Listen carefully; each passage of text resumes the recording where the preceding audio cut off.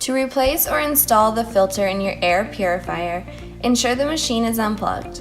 Turn the air purifier housing upside down and turn the base in the direction of the arrow marked open. Remove both the base and the filter from the housing.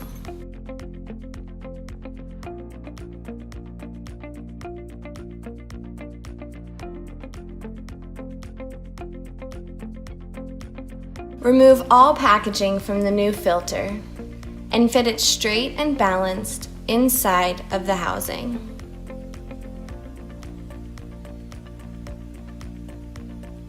Reinstall the base by turning in the direction of the arrow marked close. And return housing to its upright position. If you have any questions, please comment below or contact us at vivehealth.com.